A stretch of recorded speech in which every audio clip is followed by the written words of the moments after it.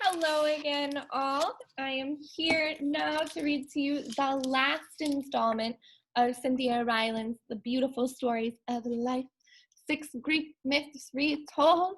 Again, if this is your first one, it's totally fine. They don't really go in order. Just go back if you like it, watch the other 5. There's a total of 6 videos.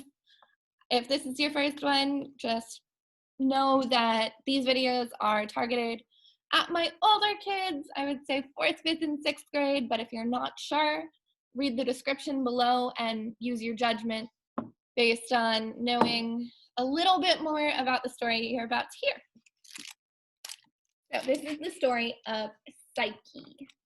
It is possible to be heroic without ever wielding a sword, slaying a dragon, or dying for a noble cause. While heroism always involves the fight for something, the battle can take place within oneself as commonly as it can without. The battle within is a spiritual battle and requires making a choice about what is most important in one's life. That done, then comes the challenge to protect it. For Psyche, the choice was about love. Psyche was the daughter of a king, and very beautiful. Young men traveled to her kingdom from far and wide simply for the chance of catching a glimpse of her. There was something special about Psyche, something goddess-like. All who gazed upon her said this was so. And in their fascination with this young mortal woman, they seemed to forget the true goddess of mesmerizing beauty, the true queen of ethereal wonder. They forgot about Aphrodite. A mistake. Jealous of the competition, capricious Aphrodite decided to destroy the girl. Aphrodite had a son, always willing to do his mother's bidding. His name was Eros, and like his mother, he was a player in the realm of love. Eros carried a sheath of arrows on his back, and whenever he had a notion to make 2 people fall in love, he shot a mythical arrow into their hearts and caused it to be so. Aphrodite, who rarely liked to get messy, decided to use her son to eliminate Psyche. The goddess instructed Eros to make Psyche fall in love with the most brutal beast he could find, one who would not love her, but would instead destroy her. Always obedient to his mother, Eros departed to fulfill his mission. He found Psyche sitting on a garden bench, but he was so stunned by her beauty that he himself loved her instantly.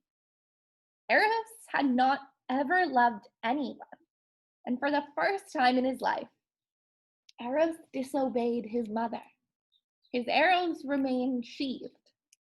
The young god returned to his mother's palace, and he lied, telling her that the deed had been done. Though Eros could not bring harm to Psyche, he also could not let her go. He wanted no one else to have her. So he decided never to release an arrow into the heart of any man who looked on her. Psyche's 2 sisters, much less enchanting than she, found husbands. But although men still worshipped Psyche's beauty, none fell in love with her, and no one asked for her hand. Psyche grew so lonely and wondered what could be so wrong with her that no man wanted her for his wife. In fact, Psyche was passionately loved, though she did not know it. Eros wanted her, but he did not see a way to have her in his life. Eros was a god, and she was a mortal, thus unacceptable as a bride. And then there was his mother, who hated the girl. Eros finally devised a plan whereby he could have Psyche without paying a price. He knew that her parents were on their way to an oracle of Apollo to ask the god what to do about their unmarried daughter. Before they reached the oracle, however, Eros himself visited the sun god. Eros told Apollo the whole story. Apollo, a rational god, was irritated by Aphrodite's whims and agreed to help. When Psyche's parents arrived, and asked the oracle what to do about their daughter. This is what they were told. Your daughter is destined to wed a giant serpent, and she will be lost to you forever. Dress her in wedding garments and leave her atop the highest mountain in the kingdom. Then bid her farewell, for you will not see her again. Utterly stricken, but not once doubting Apollo's decree, the parents took Psyche to the top of a mountain and left her to her terrible fate. They kissed her goodbye and returned to their castle to grieve. Alone, Psyche waited. Fear and sorrow so depleted her that eventually she lied down. She soon fell asleep, and when she did, a gentle wind carried her away. When the girl woke, she found herself lying in a field beside a castle of sparkling stone. A soft voice in her ear told her to enter, where she would be cared for. She did so, and soon found herself seated at a sumptuous banquet, lovely music in the room, and the soft voice telling her she might have whatever her heart desired. Love, whispered Psyche. It will be yours, was the answer.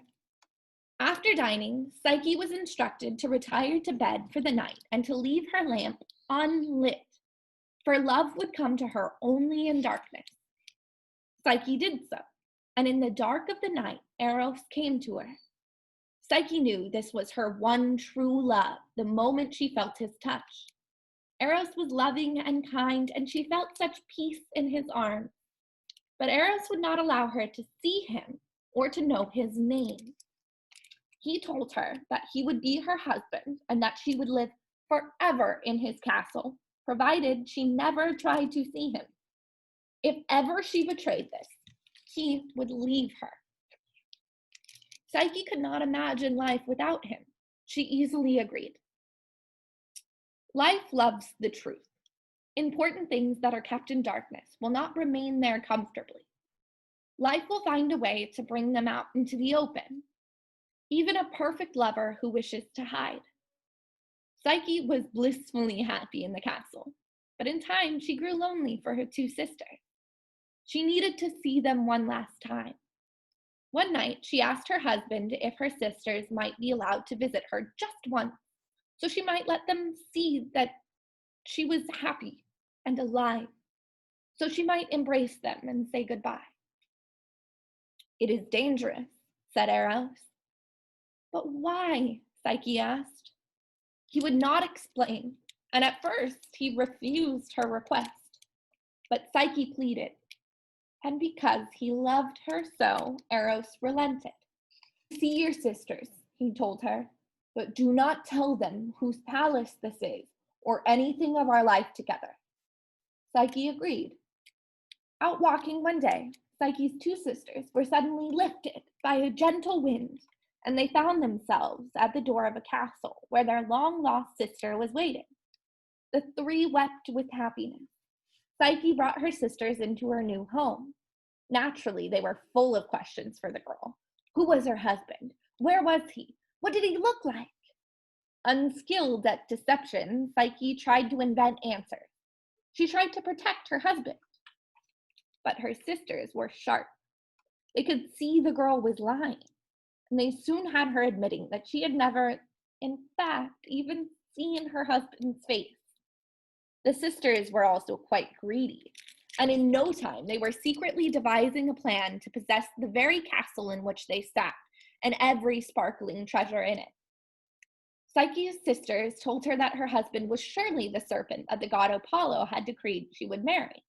It was the only logical explanation for a husband hiding in darkness. And they told her that as soon as the serpent had tired of this game he was playing, he would devour her. Isolated, confused, Psyche could not argue with that. She began to think her sisters might be right. They told her what to do. They instructed her to hide a knife and an oil lamp beneath her bed. While her husband slept, she would then light the lamp, expose his serpent face, and plunge the knife into his serpent heart. Goaded by her sister's relentless urging, but now driven even more by her own desire for the truth, Psyche set the trap. That evening, Eros came to her in darkness, as always. And as always, he was loving and kind. Then he fell asleep. Psyche found the knife, lit the lamp, and shone it on his face. There in the light was the most beautiful young man. Psyche felt her heart break with tenderness and joy. He was, after all, her beloved husband. Aching to touch him, she leaned closer. As she did, one drop of hot oil spilled from the lamp onto his shoulder. The young man's eyes opened in pain and surprise. Then, when he saw what Psyche had done, a deeper pain crossed his face. "You betrayed me," he said, and he flew out the door. Seeing his wings for the first time, Psyche knew who he was. He was the god Eros. Devastated, Psyche fainted. When she woke, she was no longer in the castle, but lying on rocks at the bottom of a cliff, vanished. Psyche got to her feet. She knew she had betrayed her husband and was now suffering the consequences. Yet she loved him still, and she knew that she had two choices in this. Psyche could either fight for love or give up. Psyche decided to fight. She searched for Eros many days and nights, but to no avail. As time passed, she fell further into despair, and she realized the gods were not going to help her. Finally, she knew what she must do. She must go directly to the goddess of love. She must seek out Aphrodite. When at last she approached the goddess, Psyche was terribly drawn. The shock of her lover's disappearance, the unending tears, the sleepless nights had all taken their toll. Aphrodite gave her a haughty look. "The beautiful Psyche," said Aphrodite, "look at you." Psyche knelt before the goddess. "I will do anything to bring him back," Psyche said. "He deserves a goddess," answered Aphrodite. "I will do anything," repeated Psyche. Aphrodite could on occasion be generous, even kind when the mood pleased her. But a young woman who was both beautiful and adored by Aphrodite's only son had small chance of receiving either kindness or generosity from this goddess. Instead, Aphrodite decided to test her. She brought forth a large sack filled with thousands of seeds of many kinds: millet, wheat, poppy, sunflower, rye, and dozens of others. "Sort these by nightfall," she told the girl, "and you will see him." She left Psyche alone with her task. The girl looked at the sack of seeds as tears of defeat rolled down her face. She could not possibly complete the task by nightfall. She was without hope. This was a desperate scene, but love has its own power, and it will draw on all of life to prevail. An army of ants suddenly appeared. Sensing the girl's distress, they went to work, and in no time the ants had sorted those thousands of seeds. Psyche could hardly believe such a miracle. When Aphrodite returned, the goddess was greatly vexed. "You were lucky to succeed," said Aphrodite. "We will see how you fare with the next task." She conveniently ignored her promise regarding the first. She took Psyche to a river, beside which a herd of rams grazed in a field. They were quite large and very strong, with threatening horns and shining golden fleece. Aphrodite handed Psyche a basket. "Fill this with the fleece of those rams," the goddess ordered. "Then bring it to me." Again, she left the girl alone with her task. And again, Psyche wept in despair, for she knew that none of those powerful rams would allow her near it. She would be killed. But again, the unexpected happened. A voice spoke to her from beside the river. It was a water reed. "Wait until sunset," said the reed, "and the rams will go to the edges of the field to rest. Then collect bits of their fleece from the bushes against which they have rubbed themselves all day." Psyche did as she was advised, and she returned to Aphrodite with the basket full of golden fleece.